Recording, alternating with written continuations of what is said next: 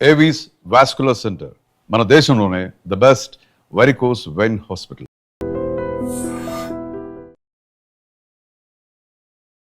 నమస్తే, welcome to I dream social spotlight with కవిత.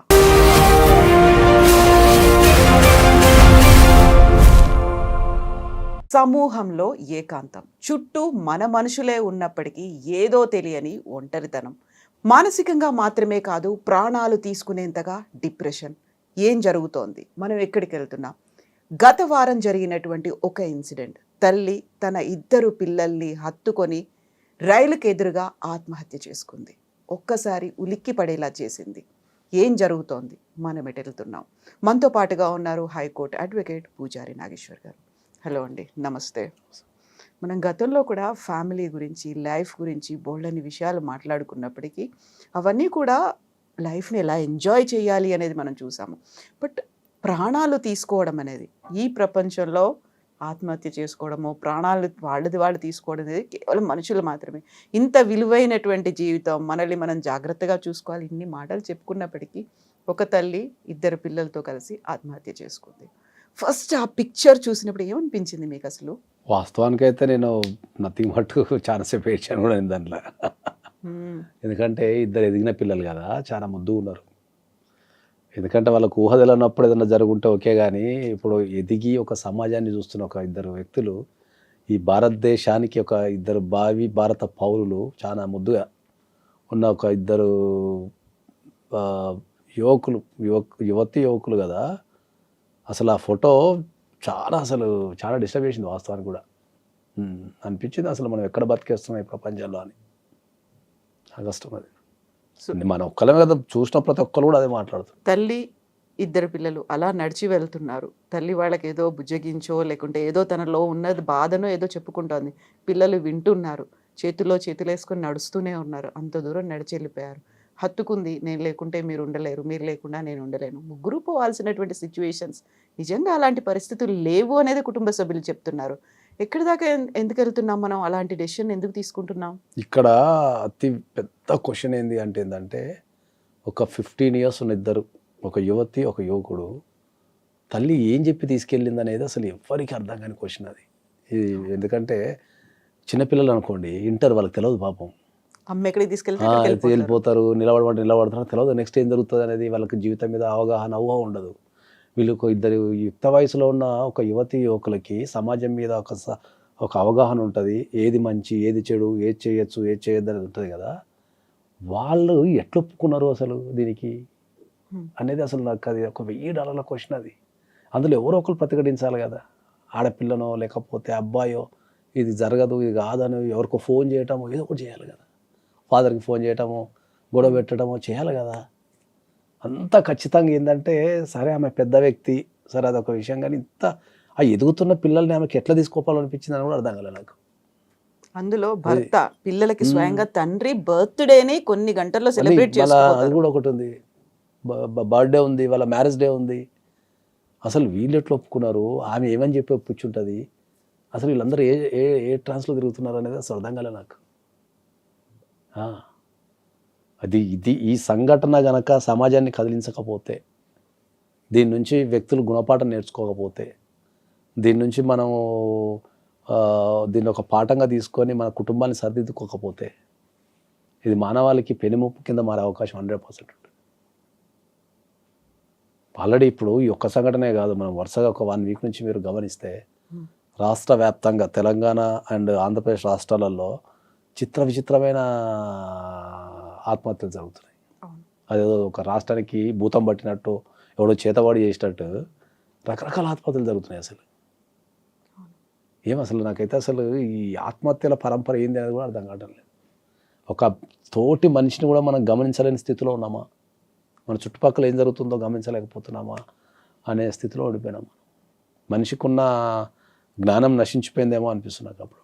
ఆత్మహత్య చేసుకోవాలి, ఒక బలమైన రీజన్, ఒక బలహీనమైనటువంటి క్షణాలు, ఇవన్నీ చెప్పుకోవడానికి వినడానికి బాగానే ఉంటాయి. కానీ నేను, నాతో పాటు నా 2 పిల్లలు, ఒంటరితనం, ఇవన్నీ అనుకున్నప్పుడు వాటిని జయించలేమా మనం అసలు? అదే నేను మాట్లాడేది ఏంటంటే, జనరల్గా మానసికంగా ఆడవాళ్ళు చాలా ధైర్యవంతులు ఉంటారు. మగవాళ్ళ కంటే 100 times ధైర్యం ఉంటారు మానసికంగా.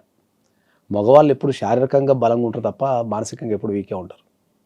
ఎప్పుడైనా మీరు ఎక్కడైనా చూసుకోండి, ఇది 100% సత్యం. ఇది ప్రకృతి ధర్మం ఇది యాక్చువల్లీ. ఎందుకంటే ఏ కష్టం వచ్చినా కూడా తట్టుకొని ధైర్యంగా నిలబడగల శక్తి ఆడవాళ్ళకి ఎక్కువ ఉంటుంది కాకపోతే కంపారిజన్ టు మెన్. ఆడవాళ్ళు ఏడుస్తారు, అదే. మగవాళ్ళు ఏడవరు అనేది ఒక మిస్కన్సెప్షన్ కూడా అది ఉంది. అట్లా ఉంటుంది తప్ప వాళ్ళకు ఉన్న త్యాగం కానీ లేకపోతే వాళ్ళు పడే కష్టాలు కానీ వాళ్ళకు ధైర్యం ఎక్కువ ఉంటుంది, మానసికంగా చాలా ధైర్యం ఉంటుంది. ఒక రెండు ఈ బిడ్డల్ని కానీ అదే వాళ్ళ ఎత్తి పెంచి చదివించి అదే చేతులతో ఎట్లా తీసుకెళ్ళిపోయింది అనేది ఇక్కడ మిరాకిల్. అది చాలా అది అసలు నేనైతే అసలు దాన్ని అది జరగకపోయి ఉంటే బాగుండని అయితే నేను 100 సార్లు దేవుని ప్రార్థించిన నాకే తెలుసు. అక్కడ ఎదుగుతున్న పిల్లలు ఆ ఫోటో అసలు మన దురదృష్టానికి ఏంటంటే అసలు ఆ ఫోటో అందరి మనసు నుంచి పోతలేదు. అసలు అది చాలా క్లియర్ గా కనిపిస్తోంది అందులో. వాళ్ళు ఇంత ఆ ధైర్యంగా నడవటం కానీ ఆ స్టైల్ కానీ అసలు ఎంత క్యాజువల్గా ఉంది తెలుసు. ఆ వీడియో కూడా వాళ్ళు ఏదో ఫంక్షన్ పోతున్నారు వాళ్ళు. ఎక్కడ బెరుకు కానీ వాళ్ళ దగ్గర ముచ్చబెట్టుకోవడం, వేడుపులు, పెడబొబ్బలు ఏం లేవు. ఇప్పుడు ఆ వీడియో ఆ రైల్వే స్టేషన్ తీసిన వీడియోకి వాళ్ళు చచ్చిపోవడానికి మధ్యలో ఒక 1 అవర్ టైం ఉంది అనుకున్నా కూడా వాళ్ళకి ఆ టైంలో తెలిసి ఉండాలి కదా. తెలిసి ఉన్నప్పుడు ఒకవేళ తెలిసి ఉంటే కనుక రైల్వే స్టేషన్కి ఎందుకు పోతున్నావు కనుక తెలిసి ఉంటే కనుక ఆ ఏజ్ పిల్లలకి భయం కానీ ఆందోళన కానీ చికాకు కానీ ఏదో ఒకటి ఉండాలి కదా. వాళ్ళంతా అసలు అది ఇప్పటిదాకా మరి పోలీసు వాళ్ళు ఎందుకు కనిపెట్టలేకపోయారో కానీ అది చాలా. ఇప్పుడు మనకు అందిన సమాచారం ప్రకారం ఫైనాన్షియల్ ఇష్యూస్ ఏం లేవు అని చెప్తున్నారు. కెరీర్ కూడా స్ట్రాంగ్గా ఉంది. ఎటు చూసినా కూడా ఈ మానసికమైన ప్రాబ్లమ్స్ అనేది కనిపిస్తున్నది.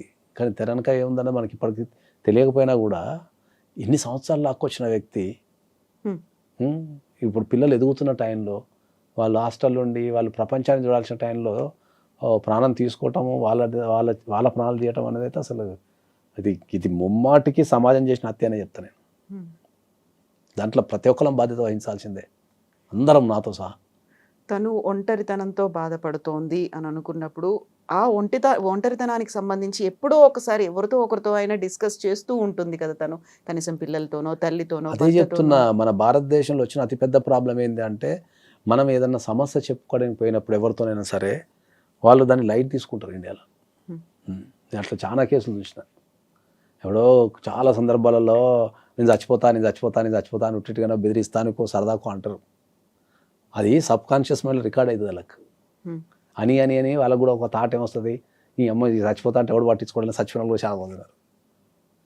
ఎప్పుడైనా సరే ఒక వ్యక్తి ప్రాబ్లం చెప్పడానికి వచ్చినప్పుడు నేను ఏం చెప్తా అంటే వాళ్ళని వారించకుండా వినండి ఫస్ట్ అని చెప్తాను నేను. ఒక 2 నిమిషాలు ఎవడన్నా ప్రాబ్లం చెప్తుంటే ఏదైనా పని చేస్తున్నప్పుడు ఆపి అసలు వాళ్ళు ఏం చెప్తున్నారు అంటే దాని తీవ్రత తెలుస్తుంది అంటే నేను. మనం రొటీన్ లైఫ్లో మనం తీసేస్తున్నాం చాలా మందికి తీసేస్తుంటాం అట్లా రొటీన్ లైఫ్లో. అది తప్పు అని చెప్తాను నేను. మనిషి అనేది ఎప్పుడైనా కూడా నేను ఇప్పటికి మీకు చాలా సందర్భాలు చెప్పిన, ఎప్పుడైనా ఒక మనిషి ఆత్మహత్య చేసుకోవాలి అంటే వాళ్ళకి ఏమైనా ఫీలింగ్ వస్తుంది అంటే ఏంటంటే ఈ ప్రపంచంలో నాకెవరూ లేరు, నేను బతికి వేస్ట్. ఈ 2 పదాలు వాళ్ళ మైండ్స్లో స్ట్రాంగ్ అయినప్పుడే చచ్చిపోతారు. నా కోసం ఒకరు ఉన్నారు, లేకపోతే నేను వాళ్ళ కోసం బతకాలి అనే ఫీలింగ్ ఉంటే చచ్చిపోరు, పోరాడతారు, 100% పోరాడతారు. ఆత్మహత్య చేసుకోవడానికి గల ఏకైక కారణం అదే. నువ్వు ఎన్ని విశ్లేషణలు చేయండి, ఏమైనా చేయండి, వాళ్ళకు నా కోసం నన్ను ఎవరు పట్టించుకోవడం లేదు, నా బాధ ఎవరు వింటం లేదు, నా కోసం ఎవరు లేరు అనే ఫీలింగ్ వచ్చినప్పుడు నేను ఎందుకు ఉండాలి ఈ ప్రపంచంలో అనేది ఒక రకమైన డిప్రెషన్కి వెళ్ళిపోతారు. ఆ డిప్రెషన్కి వెళ్ళిపోయిన తర్వాత ఏం చేస్తారు, ఎవరు లేరు కదా, ఎవరు పట్టించుకోవడం లేరు కదా, బతికేందుకు అన్న టైంలో ఆత్మహత్య చేసుకుంటారు. That is the biggest problem. అది ఎక్కడైతే కుటుంబ వ్యవస్థ ఈ ప్రపంచవ్యాప్తంగా ఎక్కడైతే కుటుంబ వ్యవస్థ అయితే స్ట్రాంగ్ ఉందని మనం చెప్పుకుంటున్నామో అదే కుటుంబ వ్యవస్థలో క్రైమ్ పెరిగిపోయింది, విపరీతమైన క్రైమ్ పెరిగిపోయింది. ఆ పెరిగిన క్రైమ్ని కూడా మన జనాలు చాలా క్యాజువల్గా తీసుకుంటారు. అయిపోయిందా అదేమన్నా? అదే అంటున్నా కదా, మన జనాలు కూడా దాన్ని ఏదో ఒక వార్త లెక్క చదివి పడేస్తున్నారు తప్ప అరే ఎందుకు కుటుంబాలలో హత్యలు పెరుగుతున్నాయి, ఆత్మహత్యలు పెరుగుతున్నాయి అని ఒక్కరు కూడా బాధ్యత తీసుకొని ఆలోచిస్తాం లేరు. నేను 1,00,000 సార్లు చెప్తున్నా ప్రతి ఒక్కరికి ఏంటంటే భారతదేశంలో కుటుంబ వ్యవస్థ అనేది చెడిపోయింది. దాన్ని రిపేర్ చేయాలా, దాన్ని రిపేర్ చేయాలంటే సమాజంలో ఉన్న ప్రతి ఒక్కరు బాధ్యత తీసుకోవాలా. అది నీ కుటుంబమైనా నా కుటుంబమైనా ఎవరి కుటుంబమైనా సరే మనం బాధ్యతగా ఉండి మన పిల్లలకు కానీ సమాజానికి కానీ మనం నేర్పాలనేది చెప్తున్నాను నేను. ఎవ్వరి కాళ్ళు ఇప్పుడు నేను వరుసగా ఒక 1 వీక్ నుంచి చూస్తున్నా కదా, ఒక 1 వీక్ నుంచి చూస్తుంటే ఫస్ట్ నేను చూసిన న్యూస్ ఏంది, ఒక ఆడపిల్ల తల్లిదండ్రులకి విషయం ఇచ్చి చంపేసింది. ఏది, ప్రేమించిన వ్యక్తిని వాడి కోసం. యాక్సెప్ట్ చేస్తానని. మత్తు మందు మత్తు మందు పెట్టి. Over dose. అరే కనీసం ఒక ఇంగిత జ్ఞానము, వాళ్ళ కడుపులో మనం పుట్టినాము, ఈ చిన్న లాజిక్ ఇది, వాళ్ళ కడుపులో మనం పుట్టినాము, మనకి సాధిండ్లు చదివిపించిండ్లు, తల్లిదండ్రులు పిల్లలు పెరగటానికి ఎన్ని త్యాగాలు చేస్తారు అనేది వాళ్ళు పెరిగిన తర్వాత అర్థమవుతుంది. తిండి తిని కోరికలు చంపుకొని రకరకాలు చేస్తారు, ఏదో వాళ్ళ స్థాయికి తగ్గట్టు, ఎవరి స్థాయికి తగ్గట్టు వాళ్ళు చేస్తారు. కంపల్సరీ పిల్లల మీద ప్రేమ ఉంటే వాడు రిక్షా ఎక్కుకున్న నుంచి అంబానీ వరకు వాళ్ళ స్థాయికి తగ్గట్టు ఏదో ఒకటి పిల్లల ఎదుగుదల కోసం ఎక్కడి దగ్గర కాంప్రమైజ్ అయితేనే ఉంటారు తల్లిదండ్రులు, అయితేనే ఉంటుంది. అట్లాంటి తల్లిదండ్రులని నువ్వు విషమిచ్చి చంపడం ఏంటి? నాకు అది కాన్సెప్ట్ అర్థం కాలేదు. నీకు అంతగానం ప్రేమించిన వ్యక్తున్నాడు, పారిపోనుంటూ ఏటన్నా ఏమవుతుంది? బతకలేవైతే పెద్ద ప్రపంచంలో ఓ ఢిల్లీకో బాంబేకో కలకత్తాకో పారిపోయి నచ్చిన మొగుండి అంతగానో నీకు నచ్చితే పారిపోయి బతకనుంటే పని చేసుకుంటూ బతకలేరా? అందులో తను ఉద్యోగం చేస్తుంది, మనం nursing చేసింది. చదువుకున్న అమ్మాయి నర్సింగ్ చేస్తుంది, నీకు ఇంజక్షన్లు జనాలు బాగుపడతానికి రా అంటే అవే ఇంజక్షన్లు పెట్టి తల్లిదండ్రులు చంపేసింది. ఎటు పోతుంది సమాజం? ఒక తల్లిదండ్రులు చంపటం అంటే నాకు కాన్సెప్ట్ అర్థం కాలేదు అసలు. జనరల్గా ఇప్పుడు తల్లిదండ్రులు బాధపడుతూనే చూడలేం చాలామంది సెంటిమెంట్ ఉంటుంది, పాపం వాళ్ళు మనకు కలుస్తారు, పెంచుతారు, వాళ్ళు త్యాగాలు చేస్తారు కదా అంటాం. ఓరి అబ్బాయి చంపే కార్యక్రమం అయిపోయింది. ఇంకో దగ్గర నిజామాబాద్లో కొడుకు పెళ్లి కాలేదని చెప్పేసి కొడుకుని అండ్ భార్యను చంపేసింది. ఈ చంపే కాన్సెప్ట్ ఏంది అసలు? ఇది మన ఇళ్ళకి వచ్చేసింది, రేపు దాంట్లో ఎవడైనా ఉండొచ్చు అని చెప్తే సమాజం పట్టించుకోవటం లేదు. అది చాలా లైట్ తీసుకుంటున్నారు. గవర్నమెంట్ కానీ సమాజం కానీ మన ఫ్యామిలీ కుటుంబాలలో విలువలు పడిపోయినాయి, ప్రతి ఒక్కరి ఇంట్లో చావు అనేది జరుగుతున్నది. డైరెక్ట్ చంపేసుడే, ఇంకా మళ్ళీ దానికి సమస్య పరిష్కారం లేనట్టు. నిన్న ఒక అమ్మాయి సాఫ్ట్వేర్ ఇంజనీర్, పెళ్లి కాలేదని, తల్లి ఒంటరి అయిందని చెప్పేసి చూసుకున్నారంట, సాఫ్ట్వేర్ ఇంజనీర్ అంట. నేను పెళ్లి దాని మీద రాస్తే నాకు 50 సొల్యూషన్స్ వచ్చినాయి. నాకు పెళ్లి చేసుకుని దాని మీద రాస్తే 50 సొల్యూషన్స్ వచ్చినాయి నాకు. మంచి ఓల్డేజ్ హోమ్లు ఉన్నాయి హైదరాబాద్లో. 15,000 20,000 కడితే 24 hours డాక్టర్ని పెట్టి 3 పూటలు తిండి పెట్టి వాళ్ళని తెల్లవారులు వాళ్ళకు సేవలు చేసి మంచి ఓల్డేజ్ హోమ్స్ ఉన్నాయి నీకు. దాంట్లో నీకు ఒక పెళ్ళే భారం అయింది అనుకుందాం, తల్లిని తీసుకెళ్ళి సంపాదించిన దాంట్లో ఒక 20,000 1,00,000 రూపాయలు సంపాదిస్తుందంట అమ్మాయి. అంత ప్రేమ ఉంటే తల్లికి ఒక 25,000 పెట్టి మంచి 5 స్టార్ రేంజ్లో ఉన్న ఓల్డేజ్ హోమ్స్ ఉన్నాయి. దాంట్లో పడేసి రోజుకు 3 సార్లు కాల్ చేసుకొని నీ పన్ను చేసుకొని ఓ పెళ్లి చేసుకుంటే ఎంత బాగుంటుంది జీవితం. ఇప్పుడు తల్లి అడ్డంకి, తల్లి వల్ల పెళ్లి కావటం లేదనో, లేకపోతే పెళ్ళి అయితే తల్లిని ఎవరు చూసుకుంటారో అని చెప్పేసి నువ్వు చచ్చిపోతావి. ఇప్పుడు కనీసం 3 పూట్ల ఎవరు తిండి పెట్టాలి? ఇప్పుడు పెట్టాలి, బిడ్డే దూరం అయిపోయింది కదా. ఇప్పుడు భగవంతుడు తీసుకెళ్తే దాన్ని ఎవడేం చేయలేడు. ఓకే, ఇప్పుడు తల్లిదండ్రుల ముంగట పిల్లలు చనిపోతారు, పిల్లల ముంగట తల్లిదండ్రులు చనిపోతారు, అది భగవంతుడు నిర్ణయం చేస్తే దానికి ఎవడేం చేయలేడు. న్యాచురల్గా జరిగేదానికి ఎవడేం చేయలేడు. హార్ట్ అటాక్ యాక్సిడెంట్ అంటే ఏం చేయలేము, మిస్టేక్ జరుగుతుంది కాబట్టి జరుగుతుంది. ఓకే, ఒక మనిషిని చంపాలా అనే ఆలోచనే ఒక మనిషికి వస్తే, తోటి మనిషిని చంపాలనే ఆలోచనే మనిషికి వస్తే దాన్ని ఎవడు మార్చాలా? ఎవడో సాఫ్ట్వేర్ ఇంజనీర్ అంట, రైలు కింద పడి చచ్చిపోయాడు, పెళ్లి కావడం లేదని. ఎవ్రీ డే ఈ దేశంలో ఏదో ఒక దగ్గర నువ్వు కరెక్ట్ న్యూస్ పేపర్ కనుక ఫాలో అయ్యగలిగితే ఎక్కడో ఎవ్రీడే ఒక భార్య ఒక భర్తను, ఒక భర్త ఒక భార్యను చంపుకుంటున్నారు. మధ్యలో పిల్లలు చంపుతున్నారు. ఈ పిల్లల్ని చంపే కాన్సెప్ట్ అయితే అసలు నాకు అర్థమే కావట్లేదు. సమాజం ఎటుపోతున్నది అనేది అసలు ఆలోచిస్తే భయం అవుతున్నది నాకు అప్పుడప్పుడు. ఇటువంటి సమాజంలో ఉన్నా అనిపిస్తుంది నాకు. మెయిన్ లేనప్పుడు మా పిల్లల్ని ఎవరు చూసుకుంటారు, మళ్ళీ అదొక సెంటిమెంట్, ఎమోషన్ అనేది అక్కడ అసలు నాకైతే అసలు సమాజం మీద అయితే నేను ఫ్యామిలీ కౌన్సిలర్ కింద కానీ డైవోర్స్ అడ్వకేట్ కింద నుండి నాకు అసలు అప్పుడప్పుడు అసలు ఏం మాట్లాడడం అర్థం కావట్లేదు. అసలు సమాజం చాలా ఘోరమైన స్థితిలోకి వెళ్ళిపోతుంది. ఫ్యామిలీ వ్యవస్థ అనేది అసలు నేను 100% చెప్తున్నా కానీ ఎవరు నమ్ముతాను లేడు. ఇండియాలో ఏదైతే కుటుంబ వ్యవస్థ స్ట్రాంగ్ అని చెప్పుకుంటున్నామో ఆ వ్యవస్థ మొత్తం పడిపోయి ఇండ్లలో చంపడాలు అనే ఒక కార్యక్రమం పెట్టుకొని తిరుగుతున్నారు. మనం ఈ టాపిక్ మాట్లాడుకుంటున్న సమయంలోనే వచ్చినటువంటి ఒక న్యూస్, రాజస్థాన్లో పెళ్ళైన 3 నెలలకే భర్తని ప్రియుడితో చంపించేసింది ఒక అమ్మాయి. వాకింగ్ అని వెళ్తున్నారు, ప్రియుడు వచ్చాడు, వాళ్ళ కారుతో గుద్ది అదృష్టవంతుడు చంపేశాడు. కనీసం 3 3 నెలలు నెలలు ఉన్నాడా? 3 నెలలు ఉన్నాడు వాడు. ఇప్పుడున్న ట్రెండ్ 3 రోజులకే వేసి వస్తున్నారు. ఆ, ఇక Last time 3 మనం నెలలు మేఘాలయ బతికినాడు వాడు. చూసాం. అదృష్టవంతుడు. అసలే ఒక వైపు నుంచి పెళ్ళిళ్ళు కావటం లేవు. ఆ, యువత పెళ్ళంటే భయపడి పారిపోతుంది అని యువతనంతా పెళ్లి వైపు మార్చాలనుకుంటుంటే ఇంక ఇటువంటి సంఘాలు జరిగితే అసలు ఇక జనాలు పెళ్ళిళ్ళు చేసుకుని ఇండియాలో ఇంకా క్రైమ్ పెరిగిపోయింది. అది చాలా, ఇది ప్రతి ఒక్కరు భారతదేశంలో నివసించే ప్రతి ఒక్కరు ఆలోచించాల్సిన విషయం ఇది. మనిషి కుటుంబంలో క్రైమ్ పెరిగిపోయింది. అప్పులు ఎక్కువైపోతే సావటం లేదా చంపటం. వాడు చావాలా లేకపోతే ఇంట్లో చంపాలా లేకపోతే ఏదో చేయాలా. ఇది okay. Girl friend boy friend ఉంటే సావాలా చంపాలా, రెండు. ఏంది ఇప్పుడు ఎక్కడనో ప్రియుడు బ్లాక్ చేసినా చేసేసిందంట న్యూస్. సోషల్ మీడియాలో బ్లాక్ చేసిందని వాడిని చేసిందంట. బ్లాక్ చేస్తే చేసేది నాకు కాన్సెప్ట్ అర్థం కాలేదు నాకు అసలు.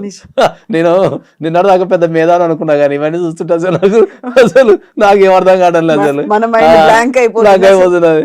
బ్లాక్ చేస్తే అన్ని వేసేసి ఇప్పుడు అన్ని వేసేసి ఏడు నువ్వు జైల్లోనే ఉంటుంది. కానీ నువ్వు ఏ చదువులేదు దానికి. అరే జీవితం పెళ్లి చేసుకోవచ్చు చంపేసుడు రకరకాల అప్పుడు ఎవరు చంపడంలో కూడా క్రియేటివిటీ చూపిస్తున్నారు. ఎవరి స్థాయికి తగ్గట్టు వాళ్ళకు. అదే చెప్తున్నా కదా, మనిషి బలహీనుడు అయిపోయాడు. That's what I'm telling. మనిషి ఎప్పుడైతే మనం సమాజంతో కనెక్షన్లు ఉంటామో సమాజం మీద బాధ్యత, మనకు భయం రెండూ ఉంటాయి. ఎప్పుడైతే సమాజం పట్టించుకోవడం లేదు, నన్ను ఈ సమాజం పట్టించుకోవడం లేదు అన్నప్పుడే ఓహో నేను ఏమైనా చేయొచ్చు అనే ఫీలింగ్ వస్తుంది. ఇప్పుడు సమాజం మీద నేను అదే చెప్తున్నా కదా నీకు, నీకు ఒక 1000 మంది ఫ్రెండ్స్ ఉన్నారు, నీ మొత్తం నీ బలగం ఒక 1000 మంది ఉన్నారు అనుకో, నువ్వు ఒక క్రైమ్ చేయాలంటే ఆలోచిస్తావు, 1000 మంది గురించి ఆలోచిస్తావు. బామ్మ ఇప్పుడు ఏదైనా చేస్తే ఈ 1000 మంది ఏమనుకుంటున్నావు గురించి అని ఆ భయానికి నీకు ఏమైనా ఆలోచించినా చంపేస్తావు. నీకు ఎవడు తెలియదు అనుకో, నాకు ఎవడు తెలియదు, ఎవడేమనుకుంటా నాకేంది, నాకు రిలేషన్ లేదు ఎవరితో, నాకు ఎవరు లేరు, ఎవడనుకుంటా నాకేంది అనే కాన్సెప్ట్లో తిరుగుతున్నారు వీళ్ళంతా.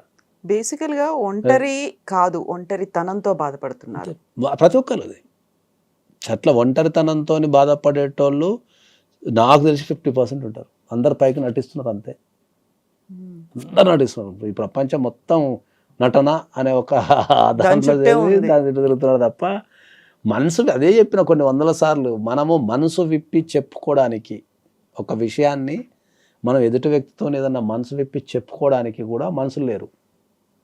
ఒకవేళ ఎక్కడన్నా మనసు విప్పి చెప్పుకుందామన్నా వాళ్ళు ఏమనుకుంటారో, నన్ను ఎగతాళి చేస్తారో, నన్ను బలహీనుడు అనుకుంటారో అని చెప్పేసి ఆ ఫీలింగ్స్ అన్నీ వీళ్ళు చంపేసుకుంటున్నారు. ప్రశాంతంగా నవ్వటం పోయింది, ప్రశాంతంగా ఏడవటం పోయింది, ప్రశాంతంగా మాట్లాడుకోవడం పోయింది, ఒక మనిషి కోసం నిలబడటం పోయింది, త్యాగాలు చేయటాలు పోయినాయి. ఏమైనా తాత్కాలికమైన విషయాల మీద వీళ్ళు శ్రద్ధ పెడుతున్నారు తప్ప లాంగ్ జర్నీ మీద ఎవరు శ్రద్ధ పెడతాం లేరు. ఎవరికైనా సరే ఒక వ్యక్తికి చంపాలి అని అనిపించినప్పుడు నెక్స్ట్ ఏమవుతుంది అని ఆలోచిస్తే చంపే ఆలోచన ఎక్కడి నుంచి వస్తుంది? చంపితే ఏడుంటాడు? లైఫ్ లాంగ్ జైలు ఉంటాడు. మరి లైఫ్ లాంగ్ జైలు ఉండడానికి చంపడం ఎందుకు కదా? దానికి ఈ చిన్న లాజిక్ కూడా మిస్ అయిపోతున్నారు జనాలు, తప్పించుకోలేరు. ఇప్పుడున్న టెక్నాలజీకి క్రైమ్ చేస్తుంటేనే దొరుకుతారు. మనం పట్టించాల్సిన ఇంతకుముందు అన్న టెక్నాలజీ లేనప్పుడు ఒక సాక్ష్యం దొరకాలన్నా, ఒక ఇంకేదైనా దొరకాలన్నా చాలా కష్టం ఉంటుండే. ఇప్పుడున్న టెక్నాలజీకి నువ్వు ఎంత చిన్న తప్పు చేసినా కూడా నువ్వు ఇంకా ఏ టెక్నాలజీతో అయితే ఇంకా ఘోరం. మొన్న ఎవరు రైల్వే స్టేషన్లో ఇద్దరు దొంగలు పట్టించింది తెలుసా? ఏ టెక్నాలజీ? ఆ ఏరియాలో తిరిగే నేరస్తుల మొత్తం మన ఏపీలో ఎక్కడో జరిగింది అది రీసెంట్గా. డేటా మొత్తం దానికి రోబోట్కి ఎక్కించి దాన్ని రైల్వే స్టేషన్లో చెప్తున్నారంట. అది మొత్తం తిరిగి అందరి చూస్తుందంట. దీంట్లో ఉన్న డేటాతోనే 2 కళ్ళు గమనించి వాళ్ళిద్దరిని ఇమీడియట్లీ లోకల్ పోలీస్ స్టేషన్కి కంప్లైంట్ ఇచ్చేసిందంట. రైలు వచ్చి పట్టుకున్నారు. ఇంతకుముందు నన్ను ఎవడో చూస్తే కష్టంగా తగ్గేటోడు ఇప్పుడు యంత్రాలే పట్టించేస్తున్నాయి ఎక్కడికి. యంత్రాలు పట్టించేస్తాయి. ఇప్పుడు నేరస్తుల డేటా మొత్తం ఇప్పుడు మీకు యుఎస్లో నేరస్తుల డేటా మొత్తం ఏఐ చేసేసింది. ఎప్పుడైనా నువ్వు కార్ డ్రైవింగ్ చేసుకుంటూ పోతుంటా కూడా ఆ ఏఐ కెమెరా ఇట్లా చూసి ఆ డేటాను అనలైజ్ చేస్తుంది సెకండ్లలో. చేసి నీకు ఏమైనా క్రైమ్ ఉందో అనుకో ఆ నెక్స్ట్ స్టేషన్కి చెప్పేస్తున్నారు వాళ్ళు, అక్కడ ఆపేస్తారు. యూఏలో కూడా అట్నే ఉంది, యూకేలో అట్నే ఉంది.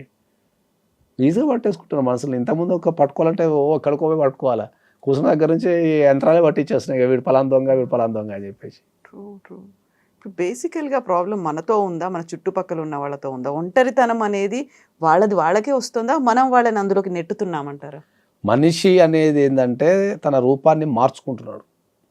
ఇప్పుడు కోతి నుంచి కనుక మనిషి పుట్టి ఇప్పుడు ఎట్లా తయారైనామో ఇప్పుడు ఇక్కడ నుంచి మళ్ళీ మనం కోతి రూపానికి వెళ్ళిపోతాం ఫ్యూచర్లో ఇంకా 100%. ఎందుకంటే ఎన్ని సందర్భాలు చెప్పిన ఏంటంటే మనిషి అనే వ్యక్తి సంఘజీవి. మనిషి అనే వ్యక్తి సంఘజీవి అంటే వాడు సంఘంలో కలిసి ఉన్నంత కాలమే బలంగా ఉంటాడు. ఆ సంఘం నుంచి బయటకు వస్తే బలహీనుడు అయిపోతాడు.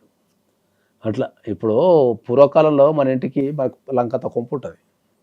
ఓకే, ఎంతమంది వస్తే మనం అంత ధనవంతులం, సంతోషము అంత ధనవంతులం. వాళ్ళతోని కలిసి మాట్లాడి కూర్చొని అనుభూతులు పంచుకొని కష్టాలు సుఖాలు పంచుకొని నచ్చింది వండుకొని తిని బతుకుతుండే. ఇప్పుడు లంకంత కొప్పు ఉంటుంది, రావడానికి ఎవడు ఉండడు. వాడు రావాలంటే గోయట్లు అవి ఇవి మా ఇల్లు ఏమో చెప్తారు కదా, దాని పేరు మైగేట్ యాప్ అంటారు కదా. మాది అలా గేటెడ్ కమ్యూనిటీ ఉంటుంది, మా దాంట్లోకి ఎవరు రాడని చెప్పుకుంటాం. మీ దాంట్లోకి ఎవరు రాకపోతే నువ్వు కొనుక్కునేది కట్టని మాది గేటెడ్ కమ్యూనిటీ ఉంటుంది, మా దాంట్లో ఎవరు రాదని చెప్తారు. మరి అమ్మ మరి దానికి నువ్వు కొనుక్కునేది, దానికి ఎవరు రాకపోతే నువ్వు దానికి కష్టం. అది చాలా కష్టం.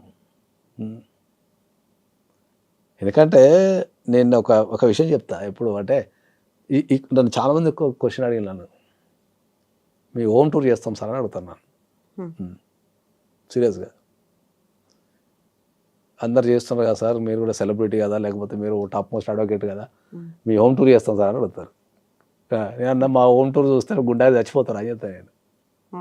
ఎందుకట్లా లావిష్గా అట్లా ఉండదు? రిచ్నెస్ 750 SFT మా ఇల్లు మొత్తం. మా ఇంట్లో ఎక్కడ కూడా ఇంట్లో అందరూ కనిపిస్తారు మాకు. మేము కిచెన్లో ఉన్న ఇంట్లో అందరూ కనిపిస్తారు, ఎక్కడున్నా ఇంట్లో అందరూ కనిపిస్తారు మాకు. మేము నలుగురు ఉంటాం, అందరూ కనిపిస్తారు కళ్ళ కంటే. ఏం చేస్తున్నావు గుర్తుపడతా ఉంటేనే. నాకు ఒక 20 కోట్లు పెట్టి ఒక విల్లాని గట్టి చేయడం వరగలుగుతా. ఎందుకు తీసుకో?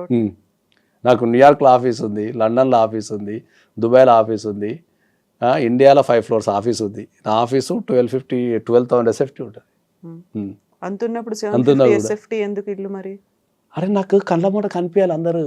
ఎవరి రూమ్లో పోయి వాళ్ళు ఏం చేస్తున్నారో తెలియక రూమ్లో వేసుకొని పండుకుంటే నీకు ఫ్యామిలీ బాండింగ్ ఎక్కడ ఏర్పడుతుంది? ఇంకా ఎదురు ఒక మనిషి తిరుగుతుండాలా, ఎదురుగా మాట్లాడుతుంటే కమ్యూనికేషన్ జరుగుతుంటుంది.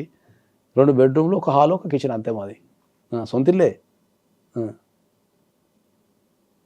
కళ్ళ మూట కనిపించాలి నాకు. నేను తెల్లారులు వేస్తే యూఎస్ పోతా, యూకే పోతా, దుబాయ్ పోతా, ఎక్కడైనా ప్రపంచం మా పిల్లల్ని వేసుకొని తిరగలుగుతా ఎవ్రీ మంత్. కానీ ఇల్లు అంతే ఉన్నది. నాకు అనిపిస్తుంది ఏం చేస్తా అంత పెద్ద ఇల్లు తీసుకొని నేను ఏం చేస్తా అంత లంకంత కొంప తీసుకుంటే ఎవరు లేనప్పుడు మనిషికో టీవీ పెట్టుకొని ఏడబడతాడ కూర్చొని ఎవరి రూమ్లలో వాళ్ళు గడిపితే ఎట్లుంటుంది అనే కాన్సెప్ట్. మన స్టేటస్ పెరిగిన కొద్దీ చాలా రిచ్నెస్ అనేది కనిపించాలి, ఎలిగెంట్ గా ఉండాలి. రిచ్నెస్ అనేది మనం చేసే పనులలో కనిపించాలి తప్ప నువ్వు ఇంటితో రూపంలోనో కార్ రూపంలోనో చూపిస్తే వేస్ట్ అని చెప్తాను నేను.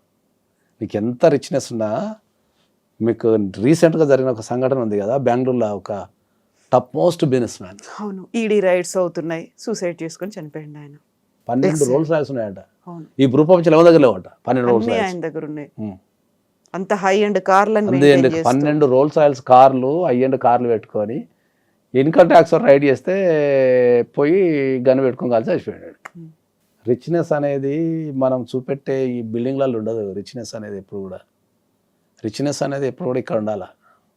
ఒక వ్యక్తిని కాపాడుకోగలగాల, ఒక వ్యక్తి కోసం నిలబడగలగాల, మనల్ని చూడంగానే ఒక వ్యక్తికి పాజిటివ్నెస్ రావాలా, ఒక ధైర్యం రావాలా, ఆనందం రావాలా. అరే మన కోసం ఒకడు ఉన్నాడు కదా అని ఫీలింగ్ వస్తే ఎవడు చచ్చిపోడు, చచ్చిపోడు. ఎవరికైతే నాకు ఎవరు లేరు, అన్న ఫీలింగ్లోనే వాడు చంపడం కానీ చచ్చిపోవడం కానీ చేస్తారు. ఇది వ్యవస్థకు నేర్పించాలని చెప్తున్నాను. ఎవరు నేర్పాలి దాన్ని? చూడండి, ఇప్పుడు ఏదన్నా మంచి చెప్పుదామని చూస్తే, ఫస్ట్ ఏదన్నా మంచి చెప్పుదామని చూస్తే జనాలు తీసుకోవడం లేదు. జనాలు తీసుకోవడం లే. మీరెవరు అంటారా, మాకంతా తెలుసు అనుకుంటారా? మీరెవరు నాకంతా తెలుసు అనటం కంటే ఏంటంటే వీళ్ళు ఒక నెగిటివిటీకి అలవాటు పడిపోయారు. ఎప్పుడో ఒక మంచి విషయం టైటిల్ పెడతాను, చూడాడు ఎవడు, అవును, చూడడు. నిజమే. నువ్వు ఆదర్శ కుటుంబం టైటిల్ పెట్టి మంచి విషయాలు చెప్పాడు చూడడు. బూతులు ఎన్ని ఉంటాయి. లేచిపోయిన తెల్లవారు చూస్తారు దాన్ని, అమ్మాయితో ఎట్లా లేచిపోయిందని చూస్తారు. క్యూరియాసిటీ అందులో ఉంటుంది కదా. అసలు మనం ఎన్ని బూతులు మాట్లాడాము, ఎంత అన్పార్లమెంటరీ లాంగ్వేజ్ అందులో ఉంది, మన బిహేవియర్ ఎంత పిల్లలకు కూడా అదే derogatory గా ఉంది. నేర్పిస్తున్నారు. నేను అదే నా బాధ ఏంటంటే పిల్లలకు కూడా అదే నేర్పిస్తున్నారు. Exactly. పిల్లలకు కూడా అదే నేర్పిస్తున్నారు. ఇప్పుడు నిన్న అది మన ఆడియో ఫంక్షన్లో నాకు ఎంత బాధ అనిపించింది తెలుసా. మనం పిల్లలకు ధైర్యాన్ని ఇవ్వాలా, వాళ్ళకి ఎదుగుదల నేర్పాలా, పోరాటం నేర్పాలా, ఓ మంచితనాన్ని నేర్పాలా. ఇవి కదా నేర్పాల్సింది. మనం బూతులు నేర్పి సభ్య సమాజంలోకి వెళ్ళి పిల్లలకు బూతులు నేర్పమంటామా, మనం బూతులు మాట్లాడమంటామా? ఏమన్నా ఇంగిత జ్ఞానం ఉందా? నువ్వు ఎంతమంది ఒక మీడియాలో మాట్లాడుతుంటే అది ప్రపంచవ్యాప్తంగా చూస్తుంటారు, ఎక్కడెక్కడో చూస్తుంటారు. వాళ్ళందరూ ఏం ఫీల్ అవుతారు? ఎన్ని వందల వేల లక్షల కోట్ల మైండ్లో నువ్వు ఇన్ఫ్లుయెన్స్ చేస్తుంటావు తెలుసా నీకు? అంత బూతుపాట. అసలు నాకు చాలా ఆ పాట వింటుంటే అసలు నాకు భయం అయిపోయింది. అసలు నువ్వు ఏం నేర్పుతున్నావు సమాజానికి? అంత బూతులు నువ్వు బహిరంగంగా కొన్ని లక్షల మంది లైవ్ షోలో మాట్లాడుతుంటే నువ్వు ఏం నేర్పుతున్నావు? అందులో ఆయన అనేటువంటి ఒక సమర్థన మాట ఉంది, బోల్డ్ అంత సాహిత్యం ఉంది, బోల్డ్ అంత కాన్ఫిడెన్స్ అని కనిపిస్తుంది, మీరు అర్థం చేసుకోలేకపోతున్నారు. అదే అబ్బాయి దగ్గర నుంచి వచ్చిన మాట. మీరు అర్థం చేసుకోలేని తత్వం మీలో ఉంది కాబట్టి మీరు ఇంత పెద్దగా బ్రాడ్ మైండ్ తో చూడాల్సినటువంటి అవసరం ఉంది. అయితే వాళ్ళ ఇంట్లో అదే లాంగ్వేజ్ మాట్లాడుకుంటాం రోజు. ఆ బ్రాడ్ మైండ్ని, ఆ సెన్స్ని వాళ్ళ మదర్ ఫాదర్ అదే నేర్పించినట్టుంది. పోయి బూతులు మాట్లాడి సమాజంలో అనేవి పంపించినట్టుంది. సినిమా ప్రమోషన్ చేసుకో, నీ క్రియేటివిటీతో చేసుకో. ఒక ఫ్యామిలీ మ్యాన్, మొన్న ఏదో టూరిస్ట్ ఫ్యామిలీ సినిమా వచ్చింది, ఎంత మంచిగా ఉంది. ఏమన్నా బూతులు ఉన్నదా? కంటెంట్ తప్పు కదా వాళ్ళకు. నువ్వు ఎదుగుతున్న పిల్లలు ఇప్పుడు వాళ్ళ రోల్ మోడల్స్ ఏమనుకుంటారు? పిల్లలు ఆ ఏజ్ వాళ్ళు అట్లా మాట్లాడితే కరెక్ట్ అనుకుంటారు. సోషల్ మీడియాలో సమర్థన ఒకటి ఉంది, మీరు ఇలా మాట్లాడే వాళ్ళంతా ఓల్డ్ స్కూల్, పాత చింతకాయ పచ్చడిలాగా. ఇప్పుడు జెన్జీని మీరు అర్థం చేసుకోలేకపోతున్నారు. ఇప్పుడు ఉన్నటువంటి సొసైటీలో మీలో రావాల్సింది మార్పు అనే మాట. ఇది ఏమో నాకు తెలిసిన, మరి నేను జనరల్గా అయితే మా ఇంట్లో కూడా 2 జంజీలు ఉన్నారు. మరి నేనైతే ఏం నేర్పలేదు. వాళ్ళు ప్రశాంతంగానే ఉన్నారు, మరి మంచిగానే ఉన్నారు, మంచిగా మాట్లాడతారు, అందరికి రెస్పెక్ట్ ఇస్తారు. నేనైతే అదే నేర్పిన మా 2 పిల్లలకి. పైసలు ఉన్నా లేకపోయినా వ్యక్తిని కాపాడుకోవాలా, మంచిగా ఉండాలా, మంచిగా మాట్లాడాలా, నెగిటివ్ మాట్లాడద్దు, ఇవే చెప్తాను ఎప్పుడు. తారతమ్యాలు పెట్టకండి ఎవరిది. ఉన్నది ఒకటే జీవితం, పుట్టవై పుట్టము, సాధ్యమైనంత వరకు సంపాదించేసుకోండి మనుషుల్ని, పైసలు వదిలిపెట్టేసానే చెప్తాను నేను. ఇప్పుడు నాకున్న స్టేటస్కి నేను మస్తు లగ్జరీ పెంచగలుగుతాను నేను. ఏం లగ్జరీ లేదు ఇంట్లో 2 పిల్లలకి. బిలో 750 ఎస్ఎఫ్టీలో లగ్జరీ అంటే మా ఇంట్లో మంచి బట్టలు వేసుకుంటాను తప్ప మిగతా అంతా సేమ్ ఉంటుంది అంతే. అరే ఇప్పుడు ఎవరన్నా ఎక్కడికన్నా పోతే నేను ఎప్పుడైనా చెప్తాను, నాకు చాలా భయం ఉంటుంది. ఏం భయం ఉంటుంది అంటే ఏంటంటే, ఎవరైనా సరే మన ప్రవర్తనను బట్టి మన తల్లిదండ్రులు ఎవరు డిసైడ్ చేస్తారు. ఆ తర్వాత టీచర్ల గురించి వస్తుంది. ఫస్ట్ తల్లిదండ్రులే అనేది ఏమన్నా మాట అంటే. ఇప్పుడు మా పిల్లలు ఏమన్నా తప్పు చేస్తే నేను ఈ ప్రపంచానికి తెలిసినా తెలియకపోయినా ఎవరైనా కొట్టే డిఫాల్ట్ డైలాగ్ ఏముంటుంది అంటే, మీ అమ్మ నాన్నకి ఇదే నేర్పారా అంటారు. పెంపకం ఇట్లనే ఉందా అంటారు. Simple logic. అక్కడ పిల్లలు ఫెయిల్యూర్ అయినట్టు కాదు, తల్లిదండ్రులు ఫెయిల్యూర్ అయినట్టు. అది ఎవరు నేర్పాలా? కల్చర్ని ఎవరు నేర్పాలా, సమాజానికి ఎవరు నేర్పాలనే పాయింట్ మీద ఉన్నాం, కానీ ఎవరు పడుచుకోవటంలే. మనం చెప్తున్నాం, ఎవడు వింటలేడు అసలు మార్కెట్లో. ఇట్లా ఇప్పుడు మీరు చెప్పినది ఏదైతే ఉందో, ఇప్పుడు నా పర్సనల్ ఇన్స్టాగ్రామ్లో నాకు అదే ఎదురవుతుంది. నా పర్సనల్ ఇన్స్టాగ్రామ్లో నేను సమాజానికి పనికొచ్చే విషయాలు చెప్తా. ఓకే, ఇప్పుడు సమాజానికి పనికొచ్చే విషయాలలో 25 సంవత్సరాలకు పెళ్లి చేసుకోరా అని చెప్తాను నేను. దానికి పెడతారు కామెంట్లు మనోళ్ళు. ఒక్కొక్కడు ఒకడు ఎవడో నిన్న పెడుతున్నాడు, జీవితాన్ని నీకు నేర్పిస్తాను నేను అని పెడతాడు. లోకం చదివి ఉన్నట్టుగా అదే అన్నట్టు. మనకి ప్రొఫైల్ ఫోటో ఉండదు, పిక్ ఉండదు, దొంగతనం తిరుగుతుంటాడు. నీకేం తెలుసు, జాబ్ ఉంటే అది ఉంటుందా, పైసలు లేకపోతే ఇది ఉంటుందా, ఎవరికి పిచ్చి పట్టినట్టు పెడతారు కామెంట్. సమాజానికి ఒక పోకడు ఉంటుంది, దాని ప్రకారం పోవాలా. నువ్వు 25 సంవత్సరాలకి పెళ్లి చేసుకోకపోతే పీకనికి ఏముంటుంది, ఏజ్ అయిపోయిన తర్వాత 35 చేసుకుంటే ఏముంటుంది, ఏముండదు. 35 చేసుకుంటే నీ కొడుకో నీ బిడ్డ పుట్టారకు వాళ్ళ ఏజ్కి వచ్చారకు నువ్వు 60 ఉంటావు. ఏం చెప్తావు వాళ్ళకు, నువ్వే ముసలివే కాలకు పడితే అది తీసుకొని నిన్ను హాస్పిటల్ వేసేస్తారు. ఆ పాట పాడాడు చాలా ఆవేశంగా, చాలా కాన్ఫిడెంట్గా, చాలా ధైర్యంగా ముందుకొచ్చి పాడాడు అని అనుకుంటున్నాను. ఒక్క పాటతోని నేను చెప్తున్నా కదా, ఆ ఒక్క పాటతోని నథింగ్ బట్ ఆయన కెరీర్ని నాశనం చేసుకుంటే. అది ఎంత గలీజ్ పాట, అది ఎంత. సినిమా అనేది ఒక క్రియేటివిటీ, నువ్వు చెప్పే విధానంలో చెప్పు వింటారు. ఒక స్థాయి బూతులు మాట్లాడదామని అనం, the way of expression should be ఉంటుంది కదా అని చెప్తాం మనం. అదే రాసిన వాళ్ళు ఎవరో తెలియదు, మరి ఆ స్టేజ్ మీద పాడచ్చా లేదా, వాడు ఏది ఇచ్చాడో తెలియదు. మళ్ళీ ఆ ఏజ్ ఏంది, ఆ పాడే పాట ఏంది, దానికి ఏదో బెదిరింపులు. అయినా నేను సారీ చెప్పను. వాడు ఎవడైతే ఏదన్నా విమర్శ వచ్చినప్పుడు వాడు క్షమించమని అడగడానికి సిద్ధంగా ఉంటాడో వాని ఎదుగుదల ఒక రేంజ్లో ఉంటుంది. ఇప్పుడు రామ్ చరణ్ ఉన్నాడు, లేకపోతే అల్లు అర్జున్ ఉన్నాడు, పెద్ద ఫ్యామిలీస్ ఉన్నాయి అనుకుందాం హీరోలలో.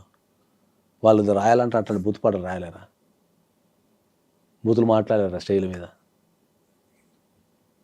తప్పది, అది సమాజానికి చాలా రాంగ్ మెసేజ్, చాలా తప్పది ఆ ఏజ్లో వల్ల. ఆయనైతే నేను సారీ చెప్పను అంటున్నాడు. కనీసం పేరెంట్స్ అయినా మాట్లాడాల్సినటువంటి అవసరం ఉంది. మనతో బయటికి వీడియోలో లేకుంటే పబ్లిక్గా మాట్లాడకపోయినప్పటికీ వాళ్ళ పిల్లలతో అయినా వాళ్ళ కొడుకుతో అయినా 100% దానికి పేరెంట్స్ బాధ్యత వహిస్తే కనీసం వాళ్ళకున్న గౌరవం నిలబడుతుంది. నేను ఆ పొజిషన్లో 100% సమాజానికి 100% క్షమాపణ చెప్తాను. సరిదిద్దుకుంటా, క్షమించడం 100% చెప్తాను. తప్పు అనేది జరుగుతుంది, తప్పు జరగదని నేను అంటలే. తప్పు అనేది మంచి చేయాలా, దాని నుంచి రియలైజ్ కావాలి, ఇంకా మరింత జాగ్రత్తగా ఉంటాడు. అట్లా ఇప్పుడు ఆ ఏజ్లో తెలవకపోవచ్చు, తెలవనప్పుడు ఎవరు సరిదిద్దాలి దాన్ని? పేరెంట్స్ సరిదిద్దాలి. నేనైతే ఆ ప్లేస్లో ఉంటే నేను బాగా చెప్తా, సమాజానికి కానీ ఎవరైతే ఇబ్బంది పడ్డారో అందరికి క్షమాపణ చెప్తాను. పేరెంట్స్కి తెలిసి చేస్తున్నారా తెలవక చేస్తున్నారా అనేది వాళ్ళ కుటుంబం మీద ఆధారపడి ఉంటుంది. కానీ డెఫినెట్లీ అయితే దానికి క్షమాపణ చెప్పాల్సింది, దానికి వేరే ఆప్షన్ లేదు. ఎవరో అనామకంగా ఉన్న వాళ్ళో, ఏదో ఊరు పేరు తెలియని వాళ్ళో కాదు. ఆ జరిగింది, ఆ కుటుంబం తెలుసు, వాళ్ళ ఫాదర్ ఎవరో తెలుసు, అన్నీ తెలిసిన తర్వాత కూడా అంత ధైర్యంగా ఎలా పాడాడు, దాన్ని ఎలా సమర్థించుకుంటున్నాడు, ఇప్పటికి కూడా డిఫెండ్ చేసుకోవడం అనేది అదే 100% తప్పది. అదే చెప్తున్నాను, 100% తప్పది. దాన్ని సరిదిద్దాల్సిన బాధ్యత వాళ్ళ పేరెంట్స్కి 100% ఉంటుంది. వాళ్ళు దాన్ని సరిదిద్దగలగాల. ఆయనని one of the top most స్టార్ని చేయగల ప్రవర్తన ద్వారానే మనం టాప్ మోస్ట్ స్టార్ అవుతాం తప్ప తెర మీద ఏదో చేయడం ద్వారా ఎప్పుడు కాము. తెర మీద కొన్ని వందల మంది హీరోలు వస్తుంటారు, పోతుంటారు, కానీ కొంతమంది నిలబడతారు. ఆ కొంతమంది ఎందుకు నిలబడతారు అంటే ఏంటంటే వాళ్ళ ప్రవర్తన ద్వారా నిలబడతారు. ప్రవర్తన టువర్డ్స్ సొసైటీ కావచ్చు, ప్రవర్తన టువర్డ్స్ కోస్టార్స్ కావచ్చు, ప్రవర్తన టువర్డ్స్ ప్రొడ్యూసర్స్ కావచ్చు, ఏదున్నా ప్రవర్తనతోనే మనిషి నిలబడతాడు. వాళ్ళు నిలబడమే కాదు, మన మనసుల్లో కూడా నిలబడతాం మనం, 100% నిలబడతాం మనం. అట్లా యవ్వనంలో ఉన్నప్పుడు తప్పు చేయడం అనేది సర్వసాధారణంగా జరిగేది. ఎందుకంటే వాళ్ళకు సమాజం మీద అవగాహన ఉండదు, దాని ఇంపాక్ట్ తెలియదు, కొన్ని సందర్భాలు ఎట్లా బిహేవ్ చేయాలో తెలియనప్పుడు దాన్ని కంట్రోల్ చేయాల్సిన బాధ్యత, నేర్పించాల్సిన బాధ్యత తల్లిదండ్రులకే ఉంటుంది. నేనైతే 100% ఏం బిలీవ్ చేస్తా అంటే ఏంటంటే, యవ్వనంలో ఉన్న వ్యక్తులు కనుక తప్పు చేస్తే దానికి 100% పూర్తి బాధ్యత తల్లిదండ్రులే వహించాలని చెప్తాను. బై ఆల్ మీన్స్ ఎన్ని తప్పు చేసినా కూడా వాళ్ళకి తల్లిదండ్రులే 100% బాధ్యత వహించాలి. దానికి వేరే ఆప్షన్ లేదు ఇంకా. ఎందుకంటే పిల్లలు అనేది మన రిఫ్లెక్షన్. మనం ఏదైతే నేర్పిస్తామో వాళ్ళు అదే తీసుకుంటారు. అదే వాళ్ళు సొసైటీకి ఇస్తారు. నువ్వు సొసైటీకి నీ పిల్లగాడు ఏదో ఇచ్చిండు అంటే అదే నేర్పించుంటావు అంటాను డైరెక్ట్. నేను డైరెక్ట్ చెప్తాను అందరికి, డైరెక్ట్ చెప్తాను. విత్తనం ఏదేస్తే చెట్టు అదే వస్తుంది. డిఫాల్ట్ అది. దాన్ని 100% అంగీకరించాల్సిందే దానికి. అందుకనే ఎక్కడ పోయినా కూడా ఇంతకుముందు చెప్పినట్టు మనం ఏది తప్పు చేసినా కూడా, మనం ఏ స్థాయిలో తప్పు చేసినా కూడా ఫస్ట్ నీ తల్లిదండ్రులు నీకు ఇదే నేర్పించారా, లేకపోతే మీ ఇంట్లో ఇదే సిస్టమ్ ఉందా అని మాట్లాడతారు ఎవరైనా. ఎందుకంటే నువ్వు అక్కడి నుంచి వచ్చినావు కాబట్టి నీకు ఇది నేర్పించి సమాజానికి పంపించారు అనేది రిఫ్లెక్ట్ అవుతుంది. కాబట్టి ఎప్పుడు ఫస్ట్ ఎవరు తప్పు చేసినా కూడా తల్లిదండ్రులు మాట్లాడతారు. ఎందుకంటే వాళ్ళు నేర్పించితే నువ్వు చేస్తావనే ఉద్దేశం. బాధ్యతగా ఉండాలి అంతే కదా, నేర్పాల్సింది. వాళ్ళకేదో కెరీర్ ఇచ్చాం, వాళ్ళకేదో ఆస్తి సంపాదించి ఇచ్చాం, ఇది కాదు. ఆస్తులు నేను అందుకే చెప్తున్నా. ఇప్పుడు ఆస్తున్నోడు ఆత్మహత్య చేసుకుంటున్నాడు, లేనోడు ఆత్మహత్య చేసుకుంటున్నాడు. ఇవి ఆస్తులు అనేది మనిషి జీవితంలో, నేను ఇంతకుముందు చాలా ఇంటర్వ్యూలో చెప్పిన, నా దగ్గర రూపాయి లేనప్పుడు, ఇవాళ కోట్లు ఉన్నప్పుడు నా జీవితంలో ఏ మార్పు లేదు. నా రోడ్డు మారలేదు, నేను తిరిగే ఫ్రెండ్స్ మారలేదు, నేను తిరిగే సమాజం మారలేదు. మారిందల్లా రెండే మారినాయి నా జీవితంలో. కట్టుకునే బట్ట ఒకటి మారింది, తిరిగే కారు ఒకటి మారింది తప్ప. ఇప్పుడు నాకు 100 కోట్లు వచ్చిందని మా అమ్మ నాకు అమ్మ కాకుండా పోతుంది ఏంది? ఫ్రెండ్స్ కాకుండా పోతారా?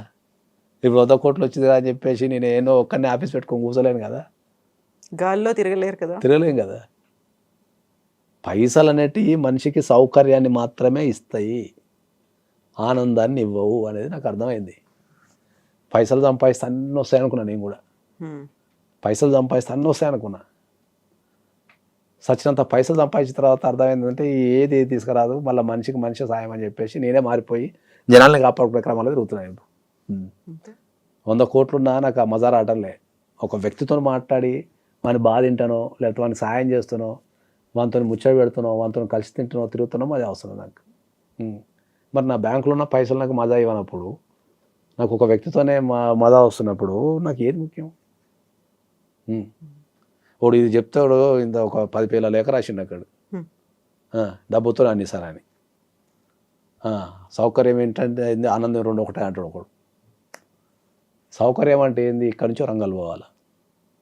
ఎట్లా పోతాం అనే సౌకర్యం. బస్ ఎక్కిపోవచ్చు, బాగా పైసలు ఉంటే లిఫ్ట్ కార్టర్లు కూడా పోయి రావచ్చు. బాగా పైసలు అనుకో లిఫ్ట్ కార్టర్ కొనుక్కొని పోయి రావచ్చు. మళ్ళీ లేకపోతే మంచి లగ్జరీ కార్ కొనుక్కొని పోవచ్చు. ఇది సౌకర్యం. ఆనందం అంటే ఏంటంటే ఆ పోయే జర్నీని నువ్వు ఎంత ఎంజాయ్ చేస్తావు. ఇప్పుడు నీ పక్కన మనసులో కారు ఉంటుంది, డ్రైవర్ ఉంటాడు, నువ్వు వెనక ఒక్కనే కూర్చుంటావు, పోతావు. సౌకర్యం అంతే అది. నువ్వు బస్సులో కూర్చొని నీకు ఇద్దరు ముచ్చట పెట్టేటోళ్ళు ఉన్నారు అనుకో, మంచి వాళ్ళతో ముచ్చట పెట్టుకుంటూ పోతే నువ్వు బస్సులో పోయినావా, కార్లో పోయినా, లిఫ్ట్ పోయినావా, అంత ఆనందం ఏదాలకు. ఆ వ్యక్తులతోని కూర్చొని మాట్లాడే విధానం ఆనందం ఇస్తాను నీకు. అది అంతా అయిపోయినాకైనా తత్వం బోధపడుతుందా? మారారు ఇంకా అప్పుడు కూడా? చెప్పేటోళ్ళు లేరు కదా, అదే చెప్తున్నా కదా, చెప్పేవాళ్ళు లేరు. నాలాగా ఎవడన్నా చెప్పేటోడు ఉంటే మనల్ని ఇంకా విమర్శిస్తున్నారు, డిమోటివేషన్ చేస్తున్నారు. అరే సమాజంలో బాగుపడండి రయ్యా, మంచిగా ఉండండి రయ్యా, ఉన్నది ఒకటే జీవితం, మళ్ళీ పుట్టపై పుట్టాము, అందరం మంచిగా ఉండాలా, ఒకరికొకరు సాయం చేసుకోవాలా, మోసాలు చేయొద్దు, మంచిగా ఉందాము, ఒకరికొకరు హెల్ప్ చేసుకుందాము, మంచిగా బతికేద్దాము. మళ్ళీ పుట్టపై పుట్టాం కదా, ఉన్నప్పుడే మంచి జ్ఞాపకాలు పోగు చేసుకొని ఓ ధైర్యాన్ని తెచ్చుకొని అందరం కలిసి తిని చచ్చిపోదాం రాయ్యా అని నేను చెప్తే ఎవడు ఏది పడితే ఆడాడుతాడు. ఇప్పుడు మీరు అన్నట్టుగా జిందగీ నా మిలేగి దోబారా అంటే దాన్ని ఇంకొక యాంగిల్లో కూడా ఆలోచించి ఎక్స్ట్రీమ్ చేసేవాళ్ళు కూడా కనిపిస్తున్నారు. ఎలా అయితే డౌన్ అయిపోతున్నామో 2 sides చూసుకుంటే, ఇదే ఒక్క జీవితం అనుకుని మోటివేట్ అయ్యి ముందుకెళ్లే వాళ్ళు ఉన్నారు, ఇదే ఒక్క జీవితం ఉంది మళ్ళీ నెక్స్ట్ ఎలా ఉంటుందో తెలియదు అనుకుని దాన్ని ఇంకా ఎక్స్ట్రీమ్ స్టేజ్కి తీసుకెళ్లే వాళ్ళు కూడా ఉన్నారు. ఇది ఏం ఎక్స్ట్రీమ్ తీసుకెళ్ళి ఏం చేస్తాను? మా అంటే మందు తాగుతావు, సింప్లిఫై చేస్తే. ఎంజాయ్ చేయటం అంటే అందరూ ఏమనుకుంటున్నారు, ఎంజాయ్ చేయటం అంటే మందు తాగటము, ఎంజాయ్ చేయటం అంటే డ్రగ్స్ తీసుకోవటము, లేకపోతే ఎంజాయ్ చేయటం అంటే రకరకాల వ్యక్తులతో ఇల్లీగల్ కాంటాక్ట్స్ పెట్టుకోవడం, ఇవన్నీ ఎంజాయ్మెంట్ అనుకుంటున్నారు వీళ్ళు. అట్లా చాలా ఉన్నాయి ఎంజాయ్ గురించి చెప్పాలంటే. మనం ఎంజాయ్ చేయటం అంటే అది కాదు అనే విషయాన్ని మనం చెప్తే ఎవడు పట్టించుకుంటున్నాడు? ఎవరికి చెప్తాం మనం? మేము చెప్తే పరిస్థితులు కూడా లేదు. తల్లిదండ్రులు కూడా అట్నే తయారైన, తల్లిదండ్రులు కూడా అట్నే తయారైన నిజంగా. ఎందుకంటే నేను నిన్న ఆఫీస్లో కూర్చొని పనిచేస్తుంటే ఇదే మన చంద్రహాస్తి రీల్ వచ్చింది. ఒక పక్కన కూర్చొని ఒక వ్యక్తి రీల్ చూసుకుంటూ కూర్చున్నాడు, నేను పని చేసుకుంటూ కూర్చున్నా. నిన్న రాత్రి 9 o'clock వాడు మాట్లాడింది నేను భలే మాట్లాడినాడు. ఎంకరేజ్మెంట్ భలే మాట్లాడినంటే అసలు నాకు ఒక బ్రెయిన్ ఆగిపోయిన తర్వాత ఆ వ్యక్తికి ఎవరైతే ఆ వ్యక్తికి ఉన్న పిల్లలు ఏం చేస్తున్నారో ఆలోచిస్తే ఆయన బిహేవియరు వాళ్ళ పిల్లల బిహేవియర్ సేమ్ ఉంది. భయమైంది ఒక నిమిషం, ఓహో నువ్వు సమాజానికి ఇది చెప్తున్నావా అని చెప్పేసి. నెగిటివిటీ ఇంట్లో నుంచే పెంచి పోషిస్తారు అందరు.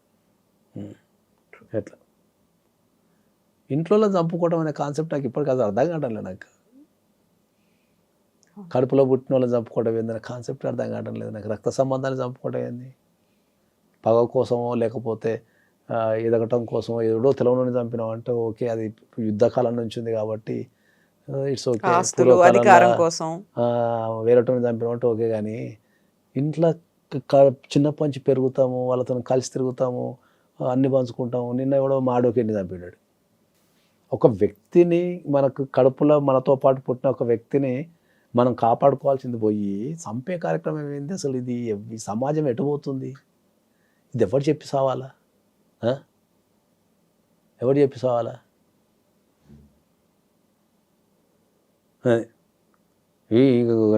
మీకు జోక్ చెప్తా. నా ఇన్స్టాగ్రామ్లో నిన్న ఒక అమ్మాయి ఏదో పెళ్లి గురించి మాట్లాడుతుంటే ఒక అమ్మాయి కథ నాకు కూడా జోక్ ఇది. ఇన్స్టాగ్రామ్లో ఒక అమ్మాయి నాకు మెసేజ్ పెట్టింది. ఏమని? ఈయన సమాజంలో ఉండాల్సిన వ్యక్తి కాదు, ఈయనని రీహాబిలిటేషన్ సెంటర్ పంపాలని పెట్టింది. ఎవరు? ఒక అమ్మాయి. ఎవరిని పంపించాలి? నన్ను. మిమ్మల్ని? ఓ పెళ్లి గురించి మాట్లాడుతుంటే, ఎందుకలా పెళ్లి చేసుకుంటారు నాయన అని చెప్పి మాట్లాడుతుంటే, పెళ్లి చేసుకుంటారు నాయన ఏజ్లో పెళ్లి చేసుకోండి అని మాట్లాడుతుంటే ఒకటే లైన్ పెట్టింది, మిమ్మల్ని రీహాబిలిటేషన్ సెంటర్. ఈయన సమాజంలో కాదు ఉండాల్సింది, ఈయన ఇమీడియట్లీ రీహాబిలిటేషన్ సెంటర్ పంపండి అని పెట్టింది. నేను కూడా కింద రిప్లై ఏమి ఇచ్చినా తెలుసా? నేను అవునమ్మా, నేను రీహాబిలిటేషన్ సెంటర్ని ఉండాలా, ఎందుకంటే మీలాంటి వాళ్ళ మధ్యలో ఉండలేను, నాకు రీహాబిలిటేషన్ సెంటర్ కరెక్ట్ సరిపోద్దని మెసేజ్ పెట్టా. మన సమాజంలో ఇప్పుడు మనం నవ్వుకున్నట్టుగా నవ్వుకునే సందర్భాలు కూడా చాలా తగ్గిపోతున్నాయి. ఎంజాయ్ చేసే సందర్భం, సంతోషపడే క్షణాలు అవి తగ్గిపోతున్నాయి. దాన్ని ఒక బిజినెస్, ప్రతి దాన్ని నీవు నాకేమి ఇస్తావు, నేను నీకేమి ఇవ్వాలి, నేను నాకేమి ఇస్తావు, నేను ఇంత ఒక వ్యక్తితో ఫ్రెండ్షిప్ చేయాలి అంటే వీటితో ఫ్రెండ్షిప్ చేస్తే ఏమొస్తుంది? లేకపోతే పెళ్ళి కూడా అట్నే తయారైంది, బిజినెస్ కింద తయారైంది. అదే నీ మొత్తుకొని వచ్చేది, వీళ్ళందరికీ మొత్తుకొని వచ్చేది ఏంది? పెళ్ళి అనేది మనం ఒక వ్యక్తితోని కలిసి జీవించే విధానం. పెళ్ళి అనేది ఒక వ్యక్తితోని కలిసి జీవించే విధానం. నువ్వు ఒక వ్యక్తితో కలిసి జీవించగలుగుతున్నా జీవించలేనా అని పెళ్లి చేసుకోవాలా. దానికి నువ్వేం చేస్తున్నావు? జీతం ఎంత, ఏ వీసా ఉంది, ఎక్కడుంది, ఆస్తులు ఎంత ఉన్నాయి, నేను పోతే ఒకతే కోడలను ఉంటానా, లేకపోతే ఒకటే బిడ్డ ఉన్నదా, ఈ ఆస్తి అంతా నేనే నాకేస్తానా? ఇవి కాదు పెళ్ళికి. నేను మొత్తుకొని వచ్చేది అది అందరికీ. బలగా ఎంత ఉంది, ఏమున్నది, కుటుంబాలు ఎట్లున్నాయి, ఇవి కాదు. పెళ్ళిలా ఇప్పుడు జరిగే పెళ్ళిళ్ళల్లో 90% మ్యారేజెస్ మోసాలతోని అబద్ధాలతో జరుగుతున్నాయి. ఒక ఇద్దరు వ్యక్తుల్ని కలిపే కార్యక్రమం లేదు. పెళ్ళి అనేది కూడా ఒక బిజినెస్ అయిపోయింది. వాళ్ళు పేపర్ల మీద వేసుకుంటున్నారు, వేసుకొని పట్టుక వేసుకుంటున్నారు. ఏమో అమ్మాయి జీతం ఉందా, అబ్బాయి జీతం ఉందా, ఈడు ఉందా, ఈడు ఇట్లా వేసుకొని వాళ్ళిద్దరికి సెట్ అవుతారు, పంపిస్తున్నారు, ఒక ఇంటికి దిగి పంపిస్తున్నారు. వీళ్ళు అడిగిపోయిందో చూడలేకపోతున్నారు. వీళ్ళ క్యాల్కులేషన్స్ వేరు, పెళ్లి క్యాల్కులేషన్స్ వేరు. దేనికి ఉండాల్సిన అవుతుంది దానికి ఉంటే సక్సెస్ అవుతుంది.